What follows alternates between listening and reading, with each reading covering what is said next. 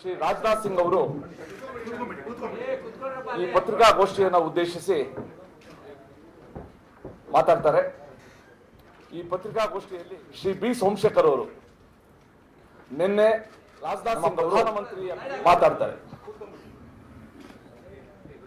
7 अप्रैल को अपना election manifesto जारी कर दिया है।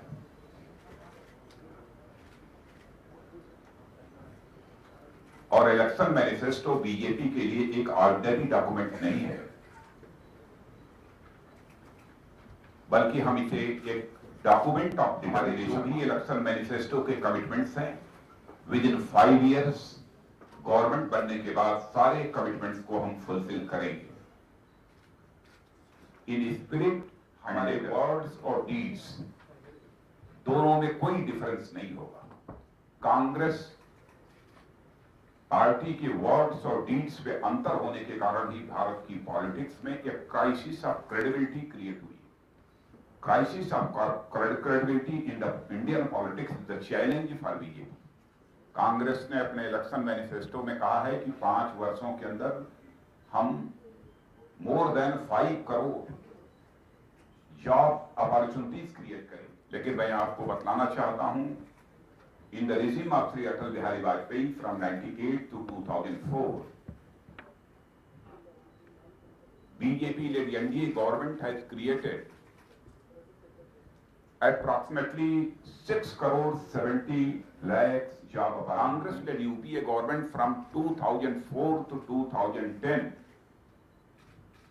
created only 27 lakh jobs. This is not my data, but this is the data of the National Sample Survey. Congress ने 70s के डिकेड में श्रीमती इंदिरा गांधी ने गरीबी हटाओ का ऐलान किया, elevation of poverty. Rahul Gandhi कहते हैं कि पॉवर्टी पहले से कम हुई। यदि मैं राहुल गांधी से इस क्वेश्चन की रिप्लाई चाहता हूं कि यदि पॉवर्टी कम हुई है तो गरीबों के लिए सब्सिडी का अमाउंट क्यों बढ़ा है इस बात के बजट में? ज्यादा कुछ नहीं कहना है, लेकिन हमारे सामने प्राइस हाइक को कंट्रोल करना, इन्फ्लेशन को चेक करना, ये बड़ी चुनौती है। और पहला स्टेप गवर्नमेंट बनने के बाद हमारा ये होगा कि विशेष रूप से middle class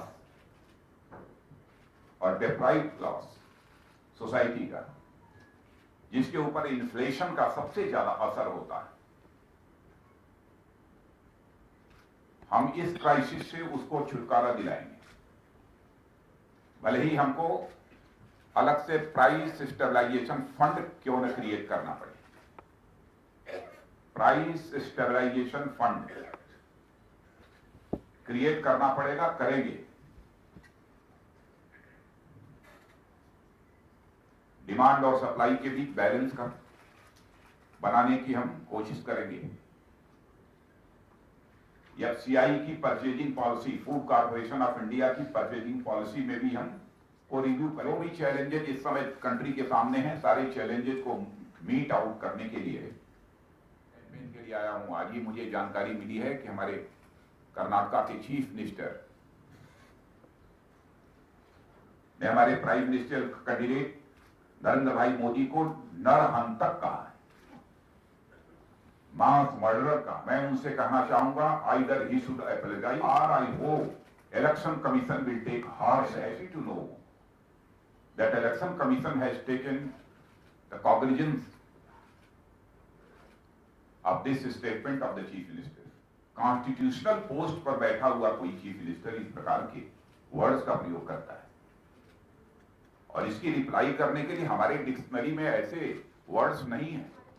At present sub judice, I think we Ram Temple case is at present sub judice. I think we, and there was a unanimous judgment that where Ram Lala is situated at Ram Janmabhoomi, that is the birthplace of Bhagwan Ram. But this was the unanimous judgment of the Allahabad High Court bench, Lucknow bench, and some person have appealed in the Supreme Court, and I think we should wait the judgment of Supreme Court. Sir, what is the party stand about Under constitutional provisions? नहीं, उनके statement का wrong interpret किया जा रहा है, ऐसा कुछ नहीं कहा हूं, क्योंकि बीजेपी कभी डिविसिव पॉलिटिक्स करती ही नहीं। और इसीलिए मैं कहता हूं कि देश की सबसे बड़ी सेकुलर पॉलिटिकल पार्टी यदि कोई है तो बीजेपी, और इस कंट्री की सबसे बड़ी कम्युनल पॉलिटिकल पार्टी कोई है तो कांग्रेस। माने citizens of this country know very well तो who is the corrupt, which party gives shelter to the corrupt persons. Third front के बारे में मैं क्या बोलूं? अब कौन? मैंने कोई फ्रंट रह नहीं गया है, इस समय केवल हम लोगों को एक ही फ्रंट दिखाई दे रहा है, जो भारत का फ्रंट है। भारत का फ्रंट सुरक्षित होना चाहिए। ये लोग पहले कम्युनल फ्रंट बनाते थे, अब सो कॉल्ड सेकुलर फ्रंट बना रहे हैं।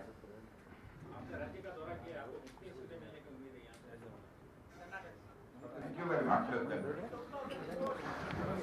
ಆ ಸ್ನೇಹಿತರೆ ಧನ್ಯವಾದಗಳು.